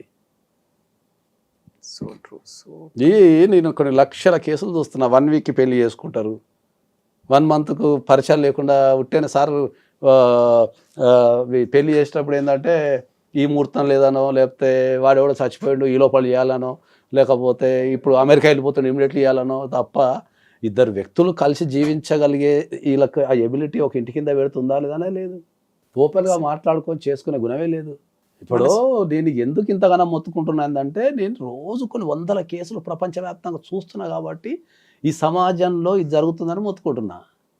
అందరికి ఎవరికాలు ఏమనుకుంటారు, సమాజం మాత్రం ప్రశాంతంగా ఉంది, నాగేశ్వరరావు పోయారు ఒక్కడు ఈ సమాజాన్ని జడగొడుతున్నాడు పనికిరాని విషయాలు చెప్పి, సమాజం మా ఇంట్లో మేము అందరం మంచిగా ఫ్యామిలీ సాంగ్ వాడుకుంటున్నావు, మీకు వచ్చిన బాధ ఏంటి? నేను కొత్త చెప్పాలని సమాజానికి సూత్రం అని చెప్తున్నావు. తాకిడి నాకు తాకుతుంది. ప్రపంచవ్యాప్తంగా కొన్ని వందల మంది యువతి యువకులు ఎంత బాధపడుతున్నారు రిలేషన్షిప్స్ వల్ల కానీ, పెళ్లి వల్ల కానీ, ఎన్ని కుటుంబాలు బాధపడుతున్నాయి, ఎన్ని జీవితాలు ఎక్కడ స్ట్రక్ అయిపోతున్నాయి అనేది నేను ప్రత్యక్షంగా చూస్తున్నా. కాబట్టి ఇవన్నీ చేయకుండా అయ్యా, మీరు ఉన్న ఒక జీవితాన్ని ఖరాబ్ చేసుకోకుండా అయ్యా, మంచి ఏజ్లో ఉండండి, మంచిగా ఉండండి అని నేను చెప్తున్నా. అదేమైపోతుంది, అదంతా తిరిగి నా మీద దాడి చేస్తారు. అది ఒకడైతే మీకు ఇంకా కథనాకు జోగి చెప్పాలా. ఒకసారి ఏదో చెప్పినా నేను పెళ్లి గురించి చెప్తూ ఒక ఇంటర్వ్యూలో ఒక అమ్మాయి అడిగింది నన్ను, ఏం లేనోడికి నీకు బిడ్డ ఉంటే ఇస్తారా అని అడిగింది నన్ను. కొడుకులు ఉన్నారు కాబట్టి ఇట్లా మాట్లాడుతున్నా అట్లా కూడా అడిగిళ్ళు. తర్వాత మరి ఏం లేనోడికి నీకు నిజంగా బిడ్డ ఉంటే ఇస్తాను కూడా అడిగిళ్ళు. నేనన్నా పెళ్లి చేసేటప్పుడు నేను వాడితో కలిసి జీవించగలుగుతామా లేదా మాత్రమే చూడాలా. వాళ్ళకి ఆస్తులు ఉన్నాయా, ఆస్తులు లేవా, వాడు ఏ ప్రొఫెషనల్ చూడొద్దు అని చెప్పిన. పెళ్ళి అయ్యటానికి ఒక అందగాడు ఉంటాడు, ఒక అందమైన భార్య ఉంటుంది. ఏదైనా కారణం వల్ల యాక్సిడెంట్ వాళ్ళ ముఖం ఖరాబో చేయో కాలో వదిలిపెట్టేస్తామా? పెళ్ళి అయ్యటానికి వాడు పేదోడు ఉంటాడు, లేకపోతే పేద అమ్మాయి ఉంటుంది, ఏదో వాళ్ళు కష్టపడి కోర్టు సంపాదించుకుని వదిలిపెట్టేస్తామా? ఇప్పుడు అవే అవుతున్నాయి కదా, వదిలిపెట్టేస్తా. అదే చెప్తున్నా, పెళ్ళికి పారామీటర్స్ ఇవన్నీ కాదు. పెళ్ళి అయ్యటానికి వాడు సాఫ్ట్వేర్ ఇంజనీర్ ఉంటే 5 లక్షలు సంపాదించేవాడు ఉంటాడు, అదృష్టం బాగుండి జాబ్ బంద్ చేసి వ్యవసాయం చేసుకుంటా అంటాడు, 3 వస్తుంది, వదిలిపెట్టేస్తామా? జీవిత విధానం వేరు. That's what I'm telling. ఒకటి మనం అనుకున్నది ఇంకో 10 yearsకి ఉండదు. చాలా తక్కువ మందే సేమ్ ఇప్పుడు గవర్నమెంట్ ఎంప్లాయ్ ఉంటాడు, ఎప్పుడు గవర్నమెంట్ ఎంప్లాయ్ కిందనే ఉంటాడు. కొన్ని ప్రొఫెషన్స్ ఉంటాయి. 70% of the people the keep change. Private job చేస్తాడు, 5 సంవత్సరాల తర్వాత బోర్ కొడుతుంది దానికి, చల్ నేను జాబ్ ఏం చేస్తా, బిజినెస్ పెట్టుకుంటా అంటాడు. లేదు నేను పెళ్లి టైంకి నీ జాబ్ చేసుకున్నా నేను వదిలిపెట్టేస్తున్నారు కదా. లైఫ్ అనేది ఎవ్రీ 5 yearsకి మారుతుంటుంది. ఎవరి జీవితమైనా మారుతుంది. నేను బాండ్ పేపర్ రాసి సంతకం పెట్టిస్తా, ఎవ్రీ 5 yearsకి చేంజ్ వస్తుంది. 25 yearsలో స్టార్ట్ అవుతుంది. 25 years వరకు ఒక స్థాయిలో చదువులు అవి ఇవి ఏం ప్రొఫెషన్ ఎంచుకోవాలా ఇదంతా ఒక 20-25 వరకు జరుగుతుంది కుటుంబాన్ని బట్టి. అక్కడ నుంచి నీ సొంత డిసిషన్స్ నుంచి మారుతుంటుంది. ఇప్పుడు నేను నా లైఫ్ తీసుకున్నాను అనుకో, నేను సాఫ్ట్వేర్ ఎంప్లాయ్ కింద స్టార్ట్ చేసుకున్నా, తర్వాత బిజినెస్ చేసిన, తర్వాత అడ్వకేట్ అయినా, ఇప్పుడు సినిమాలు తీస్తున్నా, రేపు ఇంకేం చేస్తున్నా నాకే తెలియదు, ఇప్పుడు అన్ని కలిపి చేస్తున్నా. మరి నాది కూడా మారిపోయింది కదా, ఎవ్రీ 5 yearsకి మారిపోతూనే ఉంది. నా లైఫ్లో ఎంతమంది వాళ్ళందరూ పట్టం వేస్తే ఎవ్రీ 5 yearsకి ఒకటి చేస్తున్నారు వాళ్ళు. ఎవడో వస్తాడు, మనం బిజినెస్ చేస్తాము, లేదన్నా సినిమాలు తీస్తే ఖతర్నాక్ ఉందా అంటాడు, అరే బాగుందిగా అంట, కానీ ఉన్నేలేని తీసుకుని అడగడతాం. అవి వస్తాయి పోతాయి. కలిసి ఉండటం, పెళ్లి చేసుకోమంటే తిడుతున్నారు నన్ను, ఎందుకని ఏమయ్యేద్దాం, పెళ్లి చేసుకొని రా అంటే తిడుతున్నారు. అరే మనిషి జీవితానికి పెళ్ళి అనే వ్యవస్థ లేకపోతే ప్రపంచం ఇంత డెవలప్ అవుతుంది, డెవలప్ అవుతుంది చెప్పండి. ఇప్పుడు రేపు మీరు అందరు పెళ్లి చేసుకోవడం మానేస్తే ఇంకెందుకు జీవితం? అన్నీ ఆగిపోతాయి, బిజినెస్లు ఆగిపోతాయి, వ్యవస్థ ఆగిపోతుంది, రవాణా ఆగిపోతుంది, సంపాదించడం ఆగిపోతుంది, పంచాయతీలు ఆగిపోతాయి, ఈ మటలు చేసుకోవడం ఆగిపోతుంది, మొత్తం సైకిల్ ఆగిపోతుంది. డెవలప్ అయిన కంట్రీలో అయినా పెళ్లి సమస్యనే, అన్డెవలప్డ్ కంట్రీలో కూడా పెళ్లి సమస్య. ఎక్కడో ఆఫ్రికాలో తెగలలో కూడా పెళ్లి సిస్టమ్ ఉంది. నువ్వు అత్యంత ప్రపంచాన్ని నువ్వు చూపించే అమెరికాలో కూడా పెళ్లి వ్యవస్థ ఉంది. పెళ్ళి అనేది ఒక ఇద్దరి ఆడ మగ కలిసి జీవించే విధానాన్ని నేర్పండి అని చెప్తున్నా నేను. వాళ్ళిద్దరు కలిసి ఎట్లా జీవించాలా, వాళ్ళిద్దరు కలిసి ఎంత హాయిగా బతకాలా, ఒక చెట్టు కింద ఉన్న ఒక తోడు పక్క నుండి ఆ చేయి పట్టుకొని నడిచి ప్రపంచాన్ని చూసి చచ్చిపోవాలా అని చెప్తున్నా. పెళ్లి చేసుకొని ఒకరిని కంటే జీవితం తెలుస్తారా అని చెప్తే నీకేందని ఎవడో ఎంత సొల్లంతా నా ఇన్స్టాగ్రామ్ మీద ఎత్తున్నాను. నాకు ఇప్పుడు నువ్వు పుట్టినావు, నువ్వు పెరిగినావు, నిన్ను నీ తల్లిదండ్రులు పెంచిళ్ళు, నీకు జీవితం విలువ తెలవాలంటే నువ్వు పెళ్లి చేసుకున్నావు కాను, ఒక బిడ్డను కానీ వాడిని సాధు, వాళ్ళకు చదువులు నేర్పి సాధు మంచితనం నేర్పి వాళ్ళని ఒక మంచి వ్యక్తి తయారు చేస్తే అప్పుడు నీ జీవితం విలువ తెలుస్తుంది, నీ కళ్ళ మూట ఒక ప్రాణి పెరుగుతుంది. వాళ్ళని ఎట్లా పెంచాలా, ఏం చేయాలా, వాళ్ళతో ఆలోచనలు పంచుకుంటే నీకు ఇంటరాక్షన్ అవుతుంటుంది అని జరుగుతుంటాయి. 35 సంవత్సరాలకు నువ్వు పెళ్లి చేసుకొని నీ యవ్వనమంతా అయిపోయిన తర్వాత ఆ ముసలితనంలో ఏం చేయలేక పెళ్లి చేసుకుంటారు ఫస్ట్ 35 సంవత్సరాలకి. చేసుకుంటే ఏం చేస్తావు వాడికి 30 సంవత్సరాలకి ఏం చేస్తావు ఇప్పుడు స్ట్రెస్కి ఉన్నదానికి. నువ్వు పెద్ద కుటుంబాలలో చూడండి, వాళ్ళు ఎర్లీ ఏజ్లో పెళ్లి చేసుకుంటారు. ఇప్పటికీ నేను రాసిస్తాను, పెద్ద కుటుంబాలలో ధనవంతుల కుటుంబాలలో ఎర్లీ ఏజ్లో పెళ్లి చేసుకుంటున్నారు. మీరు ఎన్ని కుటుంబాలు భారతదేశంలో చూడండి 25 yearsకి పెళ్లి చేసుకుంటారు ఎర్లీగా. అది తెలియదా? ప్రపంచం అంతా ఒక రకమైన మైకంలో పడిపోయింది. ఏంటి అంటే పైసలు ఉంటేనే జీవితం, పైసలు లేకపోతే ఎవరు డేకడు, పైసలు లేకపోతే ఎవరు కేర్ చేయరు, పైసలు ఉంటేనే జీవితం, కారు ఉంటేనే జీవితం, బంగారం ఉంటేనే జీవితం, మీరు అన్నట్టు మంచి పాష్ బంగ్లా ఉంటేనే జీవితం. ఈ అన్నిటి దాంట్లో మనిషి పడి కొట్టుకపోయి అసలు మనిషి యొక్క అర్థం పరమార్థం అంతా మారిపోతుంది. కొన్ని లక్షల సార్లు చెప్పిన ప్రతి ఇంటర్లో చెప్తున్నా ఏంటంటే మీకు ఏ రకమైన సమస్య ఉన్నా నా ఆఫీస్కి రండి, నేను ఏదో ఒక సొల్యూషన్ చేస్తా. నాకున్న తెలివితేటలతోని, నాకున్న పరిచయాలతోనో ఏదో ఒకటి దానికి అవుట్కమ్ ఏదో ఒక రకంగా ఇవ్వగలుగుతారు నాయన. ఈ సంపే కార్యక్రమాలు సచిపే కార్యక్రమాలు పెట్టుకోకంటారు నాయన. 1000-2000 పెడితే ఈ దీంట్లో కూడా మళ్ళీ ఉన్నది. ఇంకా సార్ మీరు రమ్మంటున్నారు 1000 రూపాయలు అడుగుతున్నారు సార్ అన్నాడు. సార్ మీరు రమ్మంటున్నారు మళ్ళీ 1000-2000 వసూలు చేస్తున్నారు సార్ అన్నారు. మరి ఆ 1000-2000 వసూలు చేయకపోతే నేను ఇంటికి బియ్యం తీసుకెళ్ళాలా, లేకపోతే మా పూర్వాలు పసుతో అనుకుంటున్నాడా? 1000-2000తో నీకు జీవితంలో నీకు ఆ 1000-2000తో జీవితానికి సంబంధించిన సమస్య పరిష్కారం దొరుకుతున్నప్పుడు ఈ జైలు జీవితాలు, ఈ పారిపోవడాలు, సంపడాలు ఇవన్నీ తగ్గిపోతాయి కదా ఆ 1000-2000తోనే. So true, accept, agree that. Thank you so much, Andy. Thank you. And for more videos, Please subscribe to iDream. Please subscribe to iDream. Please subscribe iDream. And please subscribe to iDream. For more videos, subscribe to iDream. please like, share and subscribe to the channel. Congratulations, iDream. Subscribe to iDream. Subscribe to iDream. So subscribe to iDream Media. iDream ki iDream team andarki huge congratulations. Please subscribe iDream Media. Please subscribe to iDream. Subscribe iDream. Please subscribe to iDream. iDream అంటే నా కళల ఛానల్ను subscribe చేసుకున్నారు, నోరు తిరుగుతలేదు. మీరైతే గంట గుర్తు కొట్టండి. For more such videos, please subscribe to iDream. Subscribe to iDream. Please subscribe to iDream. Please subscribe iDream Media. Please do subscribe to iDream. Please subscribe to iDream Media. For best entertainment and information, please subscribe iDream. And don't forget to subscribe to iDream.